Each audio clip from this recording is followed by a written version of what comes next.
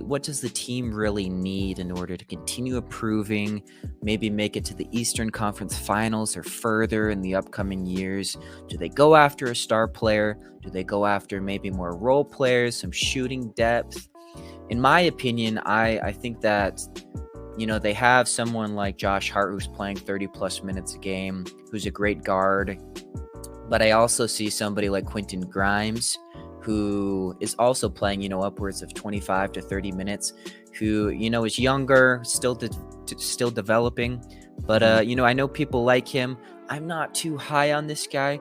I think that if you could find a shooter guard, somebody, like Malik Beasley that we're seeing right here, that didn't have the greatest time in LA, who's probably going to be, I think he has a team option, and so the Lakers might not stay with him, and so I might go after him.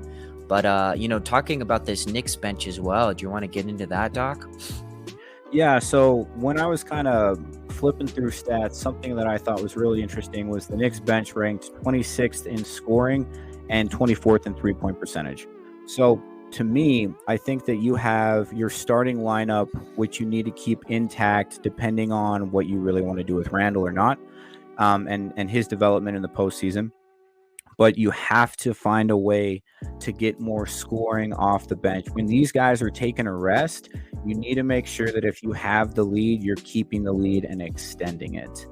And to make it to the second round with bench numbers this poor, I mean, that says something about the coaching staff and the heart of this team.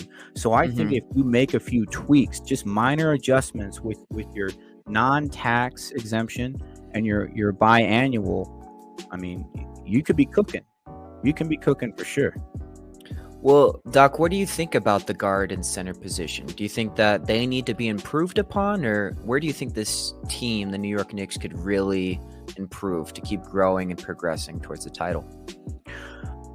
Honestly, I like the defensive energy that Grimes brings, but in terms of offensive production, he is not the guy at the moment. He has a lot more developing that has to occur, and I think he can do that. But if you're looking to like make a nice leap in competition, Malik Beasley is a good option, definitely.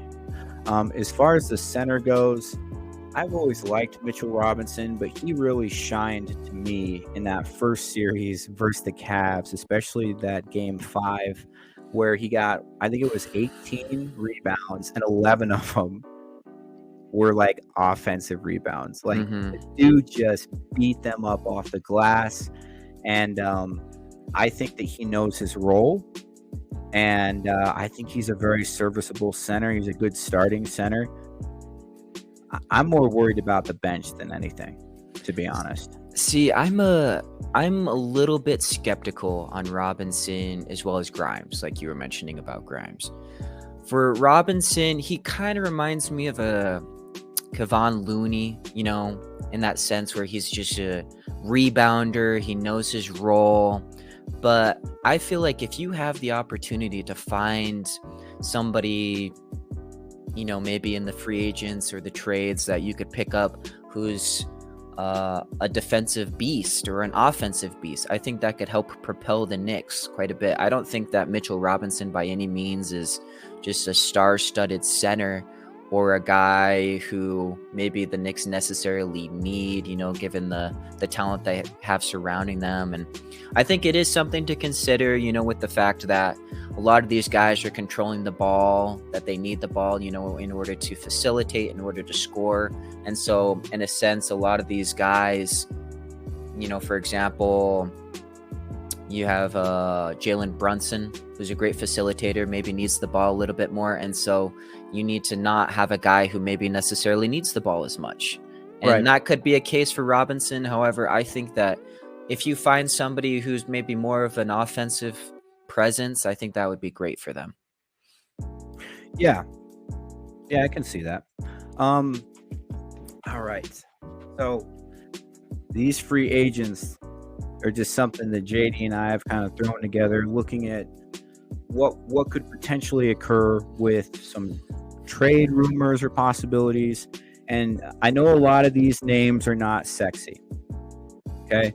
But as a Knicks fan, you got to remember you don't have the sexiest cash to be thrown around at the moment. And really, you have a fantastic starting five. You just, in my opinion, you got to bolster up the bench a little bit with shooting. Guys like Malik Beasley, Joe Ingles, George Niang, DiVincenzo, those are guys. I mean, Seth Curry as well.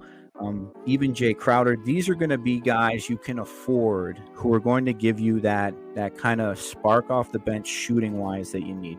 Joe Ingles is a career 40% three-point shooter. George Niang is a career 40% three-point shooter. Seth Curry is as well. All of a sudden, let's just hypothetically say you grab three of those guys, right?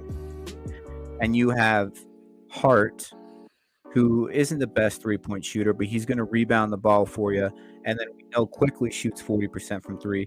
All of a sudden, I guarantee you're not 23rd anymore or 24th in three-point percentage. I guarantee that shoots up a ton. Now, Dillon Brooks is on here. And I want our New York listeners to just hear me out on this, okay? Because I understand there's a lot of hate for this man, and honestly, it's warranted. Like, you can't go talking trash to LeBron James and expect to not be biting off more than you can chew. He could not rise to the occasion. He took on this very trash-talky persona, very Dennis Rodman-ish, even kind of Draymond Green-like, but a lot crazier, a lot more wild. And not the talent to back it up. That's right. However, with that said, love him or hate him, this guy's value is never going to be cheaper than it is now. You can basically get this guy at all $1 because there's no way his agent isn't ripping his hair out and telling him, look, you're going to have to earn your next contract if you even get one, or you're going to be playing with Jimmer Fredette in Shanghai. So I'm sure that Dillon Brooks is smart enough to be aware that he is now playing to show his value, because playing in the NBA is not a right, it's a privilege, and you have to show your value if you want these high dollar contracts, right? So, and even with the way he was somewhat scapegoated in Memphis, all of his players, all of his teammates love him. Jaren Jackson Jr.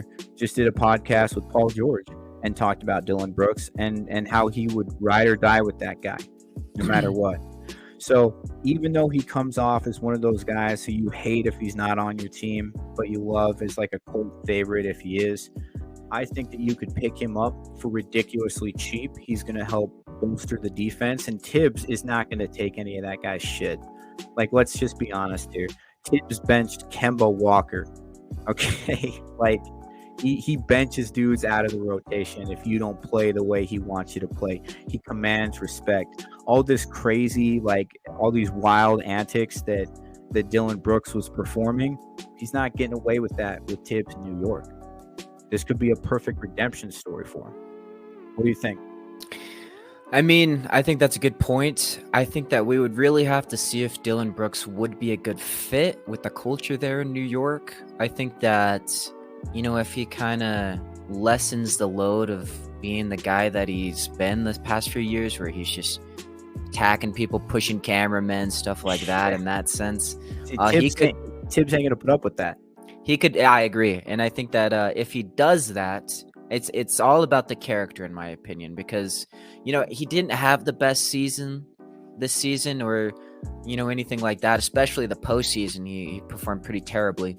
But you're forgetting this guy also was able to put something like 14 points per game this season on some decent shooting. He can be a defensive monster in a sense. He really can.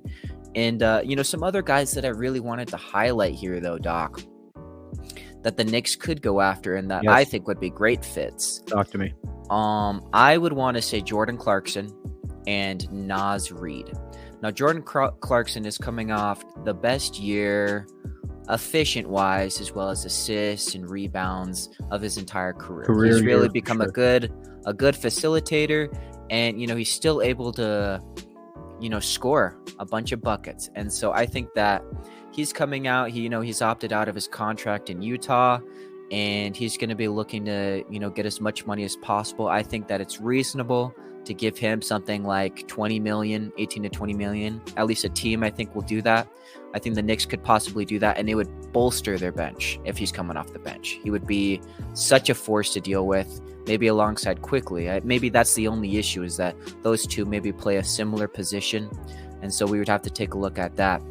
However, Naz Reid, in my opinion, whether he is coming off the bench or he is starting, this guy was really great for the Minnesota Timberwolves. He is also an unrestricted free agent, and he was only at $2 million. I think you could easily give this guy, somewhere around 10, 12 million. And he was, putting up great numbers. He was very efficient as well. He's a great guy off the bench. He would be an incredible center or power forward off the bench. And in my personal opinion, this might be a hot take, I think that he could be a good starter, for the Knicks as well. And so those are some guys I would consider. We listed Zach Lavine, Kristaps Porzingis. Zach Lavine has mentioned that, of all the trade destinations or places that he would like to play in, he would love New York. And who doesn't? Whenever people go to New York and they play at Madison Square Garden, it's just like an absolute different atmosphere. And we're going to get into that a little bit later with some of the players that we're talking about. But, Kristaps Porzingis in particular, he has mentioned, with Mark Medina of NBA.com that it was just a dream come true playing in Madison Square Garden. It was such a special place. And he said, at that moment, I thought it was like that on every team. So he's implying that it was one of his favorite places to play, if not maybe his favorite. And so this guy is also, I believe, an unrestricted free agent, or rather, I believe he is an unrestricted free agent. He could be, the centerpiece that maybe the Knicks need. And he's coming off a great year.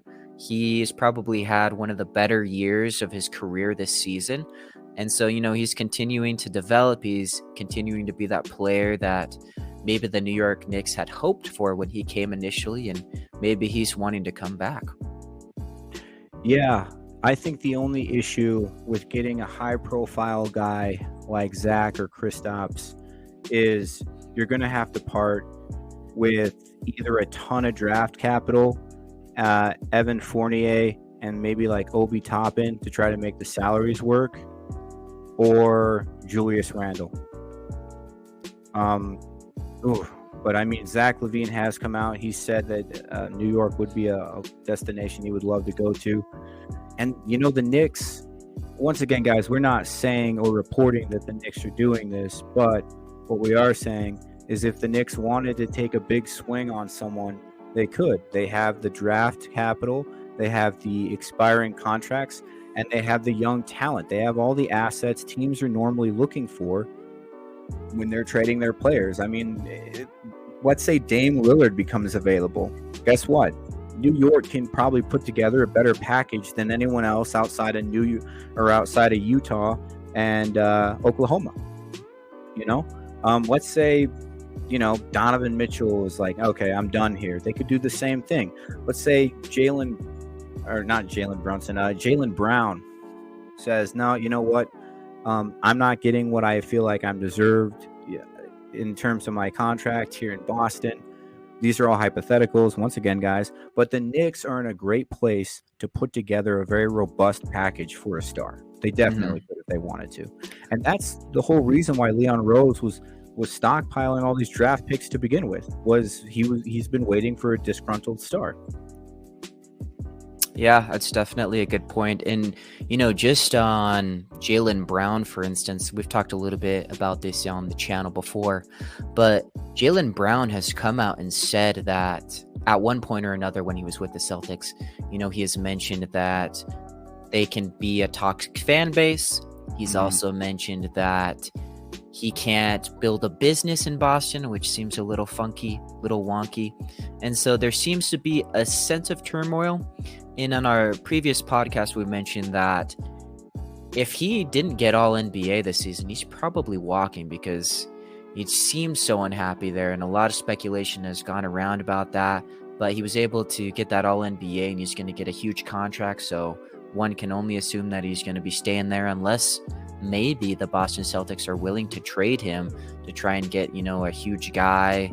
There's potential to be made, and we're just going to have to see with these CBA rules and the upcoming season what really happens.